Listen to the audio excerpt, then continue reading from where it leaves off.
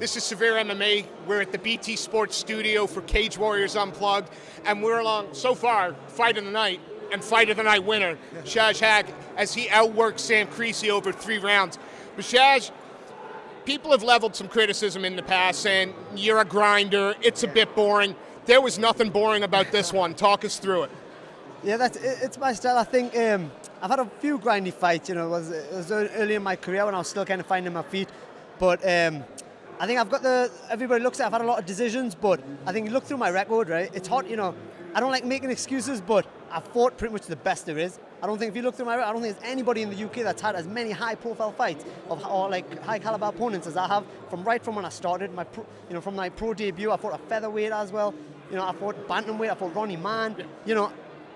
If you look at the odds, like when I fought Damien Rooney, I've been like massive underdogs. It's hard to put away these kind of guys. If you look at guys that have got loads of finishes in their record, half of them are guys that have got negative records. If I wanted to do that, I could. You know what I mean? It's not hard to do that. Well, you say that Sam Creasy came in undefeated. This was a legitimate problem. This isn't a gimme fight for anybody. This was a hungry, talented up and comer. The scores. 30-26, 29-27, they were a bit all over. How did you, it was obvious you were winning the decisions, but at 10-8, did you feel that? To be fair, I was in like a flow state where I was just throwing. I had this aim. I did want to have a finish, so I wanted to keep this high intensity. I thought, if I get it, I don't like to look for the finish too much in sense of going crazy, but I thought I'm going to put a pace on where if he stands there for 3 rounds with this kind of pace, he deserves it, and I thought I'm going to give him it. I thought maybe I could get that finish. I clipped him a few times, but he was gritty, he was game, he's an undefeated guy. You can tell he's got a good record, he deserves that.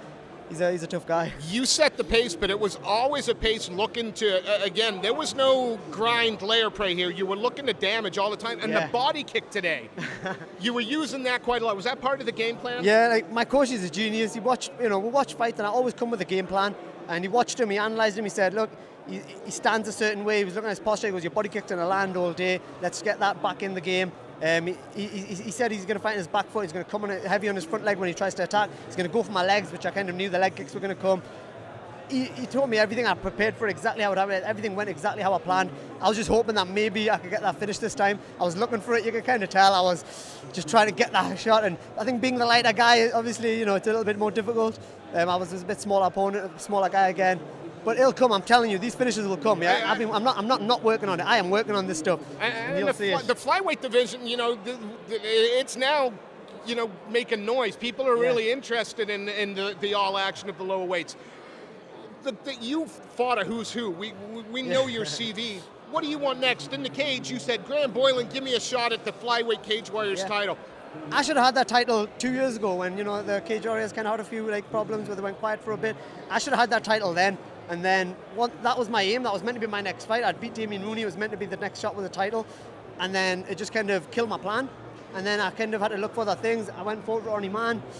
I took the other fight against Rennie, which I shouldn't have. I was that unwell. And I had to do this today to show that was because I was unwell. I couldn't wrestle. Everybody's like, he can't wrestle. I was like, I went to my coach. The most frustrating thing about that fight is it made me look like I couldn't wrestle when I know I can. My problem was, I had a viral infection a week before. I didn't want to make that excuse, but I just want to show today that, when I'm fit, I'm a different guy. Surely there's one flyweight out there that, he made a bit of noise at Bellator.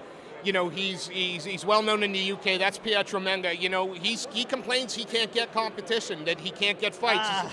You know what it is? I'm sick of it. For about 2-3 years I've been trying to get that fight. I knew that fight, the winner of us two, would get to the shot of the UFC. We're meant to be the best.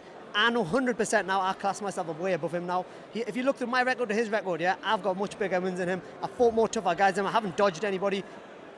It's not going to happen. People have tried. I've had promoters try to get him to fight me. Instead of me, he goes somewhere else. Then he's fighting here.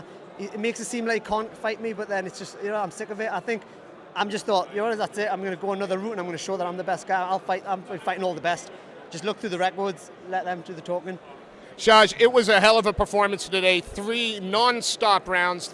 You got cardio for days. You also look like you could fight again next week if you wanted. How long before we can expect to see Superman back in the cage? Whenever the opportunity's there. So I'm going to see after this. We'll see what the next opportunity is. I really believe I should have been in that, that Ultimate Fighter. Yeah. That should have been me there. But I don't know. I think it was more down to the interview. I didn't brag enough. I didn't trash talk enough. The personality side kind of got to me a little bit. So I thought, no, it is. I know that I watched the show and I was like, I could beat these guys. it's a frustrating thing, but I really believe I deserve that shot there. And now what's going to happen is you're going to take that frustration and wreak That's havoc what it on was. the UK scene. Yeah, I don't know if you could tell, I was a bit frustrated going into that cage today. I was like, I need to show these guys that, I'm here and I'm the best flyweight in the UK. Well, as I said, fight of the night so far, phenomenal performance and a dominating judges win. What stands out for me though is the fact that you just kept looking to hurt this kid every moment you had.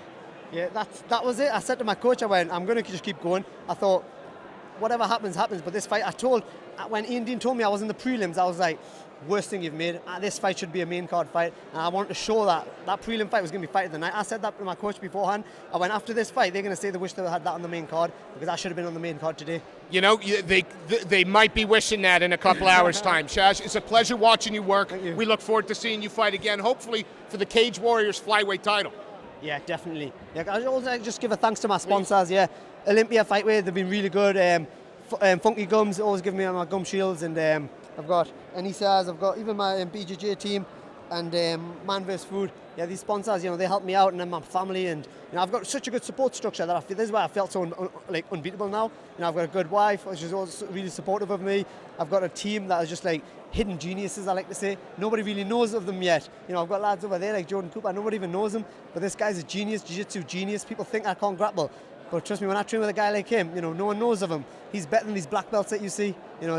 People don't realize what I've got in this gym, and they're going to hear Fighting Fit soon. We've got a bunch of guys going to the IMMAF, and they're going to tear it up. Got my brother fighting for the strawweight title. He's a strawweight, and he's a top 10 flyweight. Once the strawweight division comes in, watch UFC. He's going to be number one. People don't realize what we've got there. We're just a little bit quiet at the moment. Well, Shaj, performances like that are not going to keep you quiet for long. Congratulations Thank again, you very and much. thank you Appreciate so much it. for your time.